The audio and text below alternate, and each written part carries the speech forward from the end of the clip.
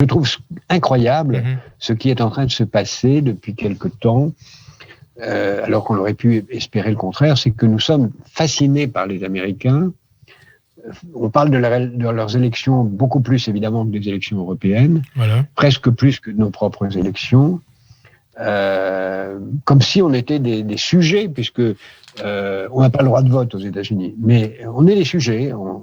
On estime que ça. Votre question l'indique d'ailleurs que on attend quelque chose d'eux, mais il ne faut rien en attendre. Il ne faut surtout rien en attendre.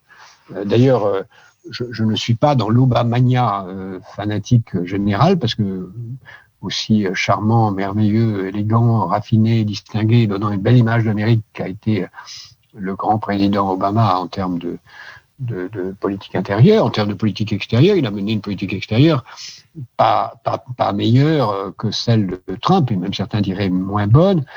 Et en tout cas, il s'est distingué, éloigné de l'Europe, pour parler de l'Europe et pas du Moyen-Orient, qui est un autre sujet. Il s'est éloigné de l'Europe, pas plus, pas moins que ses prédécesseurs, et pas plus, pas moins que ses successeurs. Donc il y a une continuité américaine. Et nous sommes fascinés comme sujet non électeur de l'Amérique, alors que l'Amérique s'éloigne de nous et nous impose ses lois. Il faut bien voir que jamais l'extraterritorialité des lois américaines n'a été aussi impérieuse.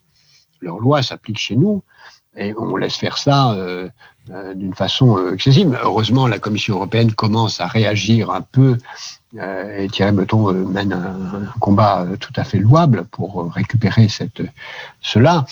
Mais la meilleure chose qu'on puisse attendre des Américains, c'est qu'ils nous foutent la paix.